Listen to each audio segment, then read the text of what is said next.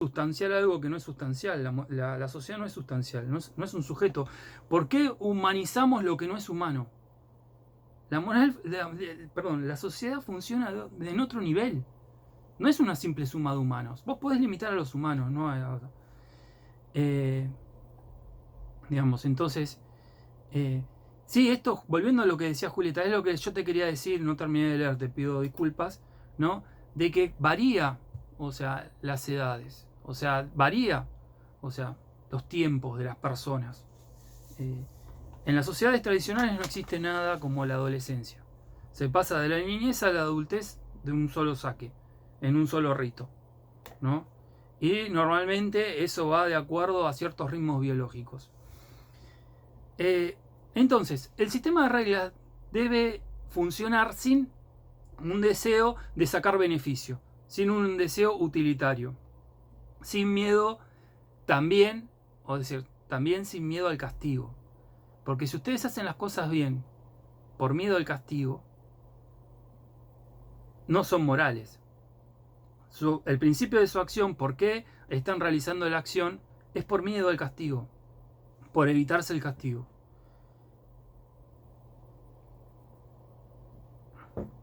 Por lo tanto, lo moral no se puede balancear con nada, ni con la libertad que quiere ejercer el pedófilo. No se puede permitir esa libertad, porque no es libertad, aparte. Eso lo vamos a ver.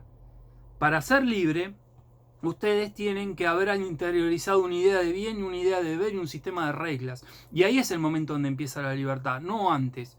No éramos libres y después vino la sociedad y nos sacó la libertad. La sociedad es la que nos permite ser libres. Pero para ser libres no nos tenemos que poner en contra del todo social.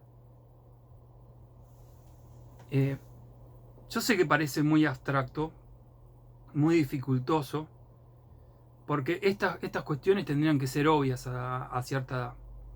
Y lamentablemente fallan los organismos, digamos, falla el segundo nivel de sociabilización, que son los colegios, y falla el primer nivel de sociabilización, que son las familias. Entonces entramos en un círculo vicioso. O sea, hay una falla en las familias, hay una falla en, digamos, en los colegios. Ustedes van a un colegio, digamos, muy pauperizado y los padres posiblemente lleguen a la violencia con los maestros. ¿Por qué? Porque le dijeron tal vez algo al chico que no le gustó. Pero van a un colegio de muy alto rango económico y social y van a encontrar el mismo comportamiento. O sea, personas que materialmente tienen muchísimas más oportunidades suelen ser incluso mucho más violentas y faltos de educación en sentido más profundo, ¿no? No si tienen un título universitario o no. Que la gente más humilde, ¿no? Entonces, guarda con los prejuicios clasistas, ¿no? Porque si uno va a dar clases en un colegio privado, va a estar sometido a muchas presiones en algunos colegios. Y en algunos colegios, te estoy diciendo, algunos colegios muy prestigiosos de la Argentina. Entonces, ese tipo de gente piensa que el colegio es una unidad como de negocios, o sea, que uno es un cliente en un colegio, ¿no? Y con una liviandad atroz opinan de qué se debe dar, qué no se debe dar. ¿Se entiende? O sea, como que la educación fuera algo fácil, lo entendemos todo. Si ya fuimos adquiriendo algo de entrenamiento en el pensamiento social, sabemos que cualquier cosa que abarque lo social, la comunicación, la antropología, la ciencia política, la economía, cualquier espacio que ustedes quieran, la ciencia de la educación, cualquier espacio que ustedes quieran pensar lo social, son espacios complejos, súper complejos, infinitamente complejos. Entonces, que venga alguien, ¿no?, que es ingeniero médico a hablar sobre educación es tremendo. Vieron, en una época hubo un gobierno que quería reemplazar a los maestros por la gente común. Y después se dieron cuenta de la tremenda ignorancia de esa pretensión, ¿no? Entonces, formar a los maestros y formar a los profesores también es un paso fundamental. Lo mismo que formar un policía. Lo mismo que formar a alguien del Poder Judicial, ¿no? Porque si uno los deja sueltos a los individuos, todos van a tener justificación para no hacer lo que deben hacer. O sea, el policía va a mirar para otro lado cuando tiene que actuar, ¿no? Y encima va a decir, no, lo que pasa que los derechos humanos, no.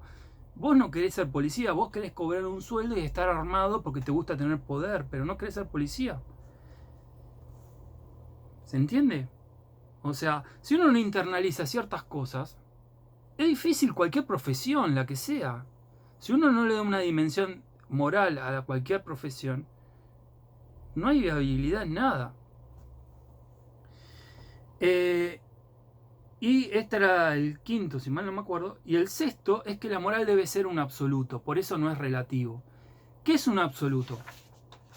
Un absoluto tiene dos condiciones que lo distinguen. Cuando están juntas es un absoluto. Una es el temor. Obviamente uno tiene que tener miedo a hacer las cosas mal, ¿no? Miedo, después se va transformando en vergüenza, pero en principio es miedo, ¿no? Pero además, además del miedo, se necesita otra cosa más, que es la honra, es decir, el amor. Cuando uno conjuga miedo con amor, genera una fuerza sobre dos pasiones muy importantes en el ser humano. Y ahí se produce un objeto de veneración. ¿Qué problema tenía el Dios de los judíos? El Dios del Antiguo Testamento. Que era un Dios totalmente imprevisible. Era un Dios totalmente histérico. Vean el caso de Caín, ¿no? Digo, como está en la Biblia, estándar, ¿eh? A Caín le piden una ofrenda. Y él ofrece lo mejor que tenía. Creo que él cultivaba. El otro, Abel, tenía animales, si mal no me acuerdo, si no es al revés. Pero bueno, él ofrece su mejor, sus mejores bienes de lo que produjo. Entonces, Dios le gusta lo que le ofreció Abel, pero no le gusta lo que le ofreció Caín. No hay ninguna razón lógica, ¿eh? No la busquen porque no la hay. Se encaprichó Dios y se empaquetó en que no quería eso. Entonces le dice Dios a Caín que no le gustaba que él le diera algo que a Dios le gustara. Entonces Caín, siguiendo la orden de Dios, porque te lo está ordenando en vivo y en directo, te llamó el celular de Dios y te dijo, no, hace esto. Caín, lógicamente, le da a Dios lo que más quería, que era su hermano. Y después Dios se enoja. O sea, un caprichoso. Hay un ateo que ponía, hacía las cuentas de las muertes en el Antiguo Testamento por Dios. O sea, a cuántos había matado. No sé, llegaba a una cifra impresionante, 2 millones, no me acuerdo, ya me perdí el número. Eso sin contar Sodoma y Gomorra y sin contar el diluvio universal. Y ponía por el otro lado cuántos había matado Satanás, ¿no? Satanás había matado 10. O sea, una diferencia importante, ¿no? O sea, no sé quién es bueno y quién es malo ahí. Ese Dios que producía miedo. O sea, no me hiciste caso, te dejo 40 años vagando en el Sinaí y cuando llegues a la tierra prometida, te vas a morir y no vas a poder pisar la tierra prometida. A Moisés le hizo eso. ¿Se entiende? Ese Dios producía miedo. ¿Cuál es el problema de un Dios que produce miedo? Que finalmente uno se lo quiere sacar de encima. A todo lo que nos produce miedo, uno en algún momento se lo intenta sacar, ¿no? O sea, pero el Dios de los cristianos es un Dios griego, es un Dios platónico, que se viste de judío, pero es griego, ¿no? Y es el Dios del amor. De pronto Dios se volvió hippie, ¿no? De Mickey Vainilla pasó a ser, ¿no?, un hippie. Y ese Dios sí sigue conservando el castigo. Sí te va a mandar al infierno si te morís en pecado mortal, ¿no? Pero ese Dios sabe todo lo que ustedes hacen. Pero ese Dios además te ama. Es súper copado. Si vos haces lo que Él dice, te va a llenar de cosas, de beneficios. Entonces ahí sí ya es algo imposible de sustraerse. Ahí se combina el temor con el amor. es un Dios perfecto. ¿Se entiende? Perfecto como concepto de Dios. No porque exista. Pero imagínense que en la Edad Media, digamos, Dios está en todas partes, ¿no? Entonces nos está viendo en todo momento para que no hagamos el mal. Es decir, todo el tiempo tenemos la mirada de Dios, entonces no hacemos las cosas bien, perdón, si no hacemos las cosas bien, Dios se da cuenta, no le podemos mentir a Dios.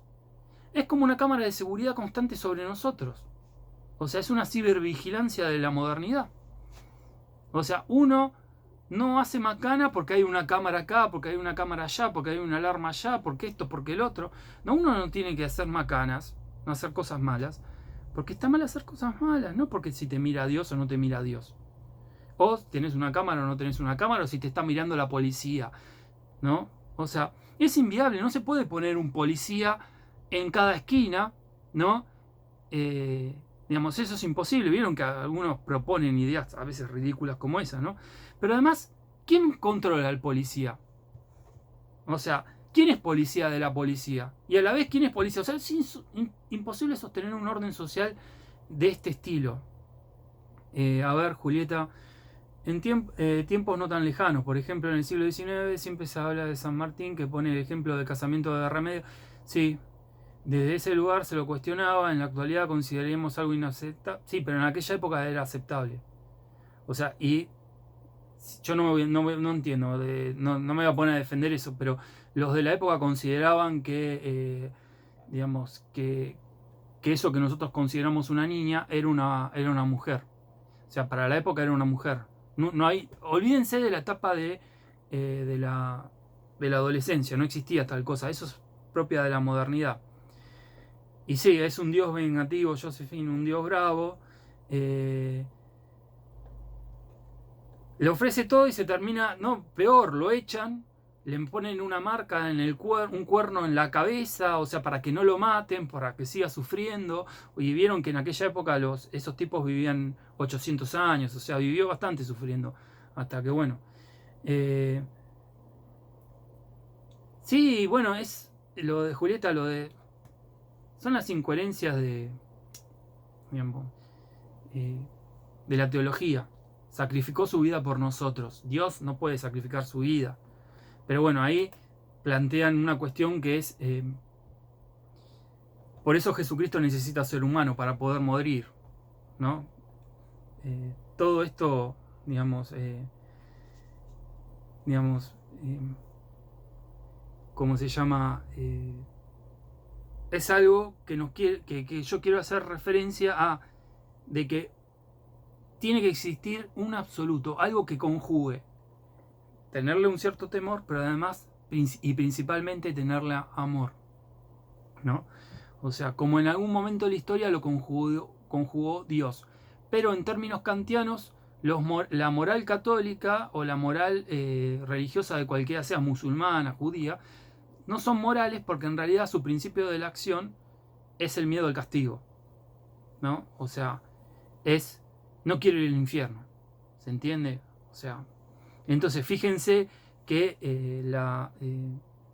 digamos, los 10 mandamientos son totalmente indicativos y hacen una visión del ser humano como una persona, digamos, seres bastante complejos, porque roban, porque matan y hacen todo lo que está prohibido ahí. Si está prohibido es porque lo hacen, ¿no? Ahora, yo les decía, la sociología estudia la moral, pero no porque sea la que nos tenga que decir que debemos hacer, eso excede a la sociología, sino cómo funcionan las normas de la moral. Digamos, es una ciencia normativa de las normas, o sea, las normas no pueden estar en contra de la sociedad. Si uno tiene que hacer una reforma, la reforma tiene que ser en favor de cómo está funcionando esa sociedad. Por ejemplo, si tenemos una sociedad laica, no podemos restaurar a la fuerza la religión porque la religión se murió. Se murió si no hubiera surgido una sociedad laica. La modernidad, sabemos, por lo que vimos en la clase pasada, funciona sobre la solidaridad orgánica.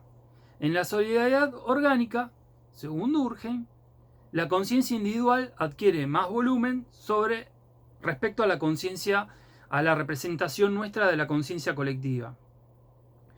Por lo tanto, lo que en sociedades mecánicas es justamente mecánico, formas de sentir, pensar y de actuar, se reacciona directamente. En sociedades orgánicas se necesita más de la conciencia para determinar qué está bien y qué está mal.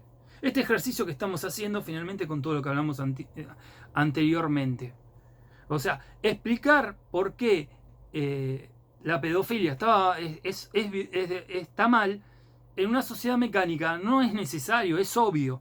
¿Se entiende? Todos compartimos lo mismo. O sea, pero en una sociedad orgánica llegamos al punto, ¿no?, donde empezamos a ver, bueno, esta persona piensa tal cosa, esta persona, sí, es un pedófilo, ¿qué va a pensar? O sea, lo podemos trasladar, ahí tenemos que hacer el movimiento, lo podemos trasladar al resto de la sociedad, ese comportamiento como algo válido, y la razón te va a decir claramente que no. Ejercitemos la razón, porque acá hay un punto. La razón tiene que dominar a las pasiones, ¿no? A lo que deseamos, a lo que queremos, a lo que nos da miedo. La razón tiene que gobernarnos en esta pedagogía que vamos a ver más adelante. El individuo tiene una libertad mayor, su esfera se amplía, ¿no? Por eso es que la libertad es social, no es presocial. Debe aplicar cada vez más su conciencia. Esto se hace en una conciencia colectiva que cada vez es más laica, cada vez es más racional. Bueno, nuestra modernidad parece desmentir esto. ¿Por qué? Porque los movimientos religiosos están más fuertes que nunca, que de hace décadas, ¿no? Incluso pueden llevar a poderes políticos como en Bolivia o en Brasil, ¿no? Hay gente que piensa que la Tierra es plana, hay gente que, que cree que las vacunas o cree que una enfermedad, una pandemia es una forma de control, mundial, como si controlarlo fuera tan difícil, ¿no? O sea, son muy fáciles de controlar, todos nosotros somos fáciles de controlar, ¿no? Y esos que piensan así son los más fáciles de controlar, ¿no? Porque ya te está demostrándolo con lo que está diciendo. Son los más fáciles de controlar definitivamente. Entonces, colapsa en el siglo XIX este señor que estábamos hablando hace un rato, que era Dios. Así como en el siglo XVI había desaparecido el diablo por medio de la Inquisición, paradójicamente, en el siglo XIX el que le ponen la tarjeta roja, el que se toma el tren a vaya a saber dónde, es Dios. ¿Por qué? Porque ya en el iluminismo, en el siglo XVIII, había empezado a haber un serio cuestionamiento al orden tradicional, y ese orden tradicional tenía un garante que era Dios. Y empezaron a surgir formas de pensamiento novedosas. Por ejemplo, el positivismo, que entre una de sus virtudes es que es ateo. Además, los anarquistas eran ateos, ¿no? Había agnósticos. Los socialistas también eran ateos, no los socialistas utópicos, pero los socialistas que vinieron después sí. O sea, había muchas corrientes que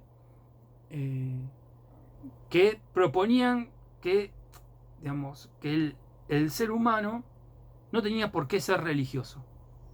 Lo cual hasta ese momento era todo como obvio. El ser humano tiene que ser religioso.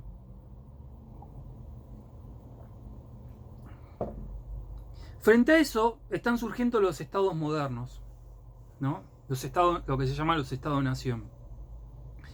Y nosotros tenemos una idea equivocada, que es que los pueblos existen antes que los estados-nación. Y en ningún caso se registra eso. Los estados-nación constituyen al pueblo, o en el mejor de los casos se constituyen con el pueblo. Pero en Argentina está claro que el pueblo lo constituyó la Argentina, el Estado-Nación Argentina, ¿no? Y no que antes existía un pueblo que se llamaba Argentina.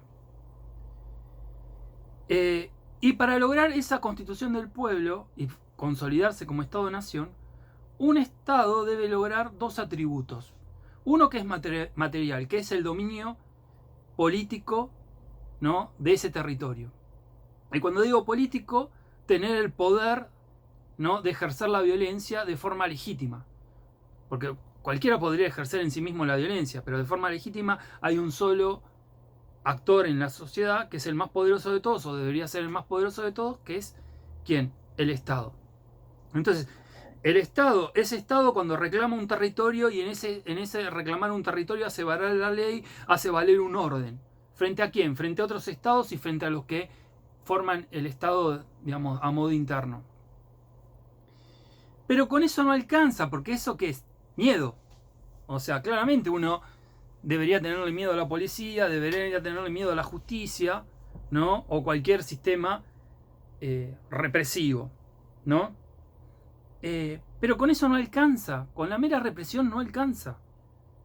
No se constituye nada, porque la mera represión no produce orden. Para eso hay que producir un segundo nivel, que es el amor, y que es un nivel ideal, ¿no? Es decir, el Estado, además de lograr el poder material, tiene que lograr el poder ideal. Algo que amargamente se quejaba Hobbes del poder del Estado absolutista. Decía, lo que no podemos ir nunca es contra la cabeza de las personas. Sobre ese espacio no vamos a poder ir nunca. Podemos manejar las pasiones, todo, pero en la cabeza no. Este Estado moderno sí tiene la capacidad de formar nuestras conciencias. Sí tiene la capacidad de, digamos, formar a sus órganos.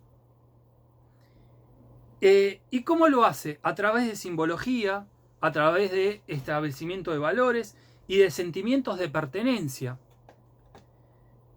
El orgullo nacional sería, Alan, la consecuencia de esto, ¿no? Sentirse parte de una comunidad, parte de una unificación. ¿Por qué? Porque es una solidaridad orgánica, por lo tanto es una sociedad con muchas diferencias entre sí, diferencias de sentimientos, de religiones, de clases sociales. Entonces, a eso, este tipo de... el Estado tiene que construir una idea de unidad. La educación constituye los símbolos, ¿no? O sea, la educación constituye los símbolos. Y después los símbolos constituyen un tipo de ciudadano. ¿Se entiende? En la educación, como vamos a ver, construimos ciudadanía dentro de este espacio de pensamiento, ¿no? Y eso necesita símbolos que nos organicen el bien y el mal, ¿no? Por lo tanto, el Estado se tiene que asegurar el control simbólico. ¿Qué función tiene primero que hacer? Sacarle a la iglesia ¿cómo se llama? La educación. ¿Por qué? Porque la iglesia sigue sus propios intereses. Entonces el Estado, si se quiere constituir como Estado, tiene que quitarle a la iglesia la educación, porque en el sistema educativo es donde se forman los ciudadanos, ¿no? Exactamente, y digo, esto lo que decís, Josefina, hemos unificado Italia, ahora hagamos italianos. Ahora la gente piensa que Italia existió siempre, pero no. Y esto mismo ocurrió con Argentina. Me alegra que lo hayan visto en Sociedad de Estado esto, porque ustedes piensen, ¿de dónde surge el nombre Argentina? ¿A qué grupo social le pertenece? A los porteños. Viene de un... ¿Ven? No puede ser que esto no lo sepamos los argentinos, ¿no? O sea, tendría que ser parte de la educación. Pero ¿saben por qué no se sabe? No se dice también porque no es, digamos, no es conveniente políticamente decirlo, que el nombre que nos unifica a todos, a alguien de Santiago del Estero, a alguien de Jujuy, a alguien de Misiones y a alguien de Buenos Aires, es un nombre porteño, porque a los porteños no los quieren. Pero fue Rivadavia el que pidió permiso a las provincias, digamos, para utilizar ese nombre.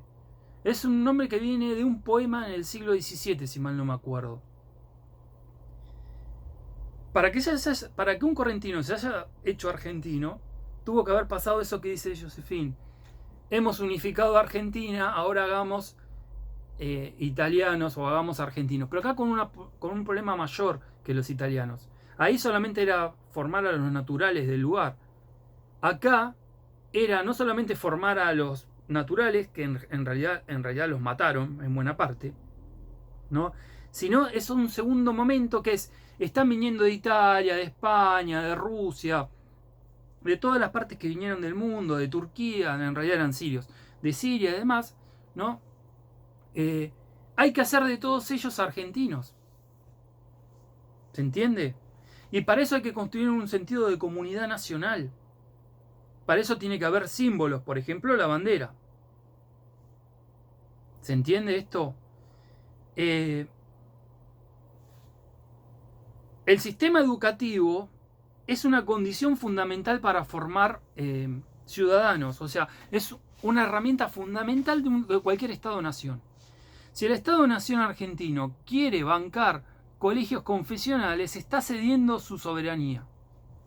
Y está produciendo tipos de ciudadanos, que esto en la ley es, digamos, gestión privada, gestión pública, porque formalmente todos los colegios son estatales, ¿sabían eso? Formalmente son todos estatales. Pero hay gestión privada y hay gestión pública, ¿no? Pero uno que es un poco más, tal vez ingenuo, quisiera que solamente existiera gestión pública, ¿no? Hay formas mucho más beneficiosas de ordenar este segundo momento de la sociabilización de los individuos, que es la educación pública. Ahora, si este mismo Estado produce colegios que en algún lugar sostienen, digamos, una función de comederos, ¿no? Porque la gente no come en sus hogares, ¿no? Porque no es que lo hacen digamos, o sea, ante el horror del hambre, muchos colegios estatales se han vuelto comederos, con lo cual, ¿qué posibilidades de abordaje pedagógico hay en esos espacios? ¿No? Y por otro lado tenemos otros colegios que se forman altas élites argentinas, ¿no? Que también tienen cosas horrorosas. O sea, no también, tienen, o sea, no, la otra, bueno, es una realidad de que en Argentina se pasa hambre, ¿no? Y que la forma de darle un salario indirecto a esas familias es alimentando a los niños. No digo porque hay gente que puede ser tan, digamos, tan amoral que pueda pensar que está mal que haya cosas como la asignación universal por hijo o que se le dé de comer a los niños. O sea, digamos, o sea, algo que razonablemente no se puede sostener. Porque razonablemente nadie puede decirme que la asignación universal por hijo está mal o, como se llama, que se venga a solucionar de forma práctica la falta de alimento en los colegios esté mal. O sea, en todo caso, dame una salida para adelante, no una salida para atrás. Si me das una salida para adelante y me decís, no, esto lo vamos a evitar así, así, así, porque vamos a hacer algo progresivo, yo te entiendo. Pero los que dicen eso son normalmente reaccionarios y malas personas. Definitivamente malas personas, porque el dolor ajeno le es justamente ajeno. O sea, no tiene ninguna mínima empatía con el otro, ¿no? Y construir una comunidad es tener empatía con el otro. No me importa el color de piel, no me importa su religión, no me importa su ideología política de última, por el solo hecho de pertenecer a una misma comunidad. Entonces, el Estado en este momento está, digamos, final del siglo XIX, está tratando de lograr constituir el orden y el progreso. Esa dupla tan conflictiva, ¿no? Pero que es un leitmotiv de los positivistas. Sí, Nadia, sí. Perdón, a ver, a ellos ningún estudiante les preguntó a qué hora, digamos, no sé, yo, o sea, no quiero meterme con esto más, pero ya creo que dije todo lo que tenía que decir, o sea, fijé mi posición, centrémonos en sociología ahora. Hay que asegurar el orden y el progreso, y para eso se debe generar, ¿qué? Una drástica modificación en las formas de sociabilización de los individuos, ¿no? O sea, una intervención poderosa por parte del Estado en cómo se forman los individuos, sus futuros ciudadanos. ¿Por qué? Porque acá atrás de Durkheim hay una antropología latente, que es el ser humano. La antropología oficial de esta sociología es: el ser humano es un ser social, no puede ser otra cosa, ¿no? Pero atrás dice, si no está la sociedad para marcarnos cuál es el bien y cuál es el mal, el ser humano es un ser antisocial. básicamente. Si nos dejaran libres, somos potencialmente seres antisociales. ¿Se entiende? Entonces, es una actividad política formar la educación. ¿Por qué? Porque forman ciudadanos. Es una actividad política formar ciudadanos. Definitivamente. Y es una actividad política no formar ciudadanos, formar cualquier otra cosa. ¿Se entiende? O sea, definitivamente cuando estamos hablando de educación estamos hablando de política, en el sentido más radical de la palabra política. Estamos formando lo que sería animales de la polis, en términos griegos. O sea, estamos marcando cuáles son las posibilidades de esa sociedad en el sentido no solamente del saber, ¿no? De hacer viable un todo social. De hacer individuos que puedan ser libres. De alguna forma, para que esto funcione, Voltaire tenía una frase que era: si Dios no existiera, habría que inventarlo. ¿Por qué? Porque en el tiempo de Voltaire no se podía fijar una religión sin Dios, ¿no? Pero en el tiempo de Durkheim, un siglo después, un siglo y pico después, sí se puede. ¿Y cuál va a ser ese nuevo Dios a inventar? Alguien habló por ahí de un determinado orgullo. La patria, ¿no? La nación bajo la forma de la patria. Esta forma moral era atacada por los conservadores. Decían, no, pero sin Dios no puede haber moral. Los jesuitas, ¿se acuerda que habíamos hablado de esto? Y en esta discusión era importante demostrar que sí puede haber una moral sin Dios. Pero va a haber alguien que cumple la función de Dios, que va a ser el Estado. Perdón, va a ser la nación bajo la forma de patria. En ese tipo de educación se tiene que instaurar autoridad y libertad. Se tiene que conciliar reacción con revolución. Es decir, el orden social se hace, ¿no?, trabajando activamente sobre los individuos que potencialmente son conflictivos, todos. Potencialmente lo somos.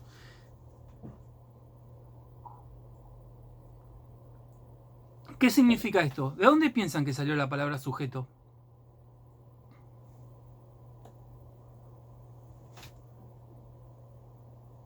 ¿De dónde piensan eso? ¿Sujeto a qué? Yo no sujeto nada que no se pueda liberar. ¿O ustedes sujetan algo que no se pueda liberar? Esto es una discusión. Somos individuos, pero ¿somos sujetos? ¿No? Es decir, somos individuos significa que no se puede dividir. Indivisible. Efectivamente, si nos dividen, nos matan. Dejamos de ser. Pero, ¿somos sujetos? ¿Qué significa ser sujeto? Sujeto a las reglas, sí, hay algo, es eso. Al sistema de reglas, a la moral. Es un sujeto, en este caso, ¿no?,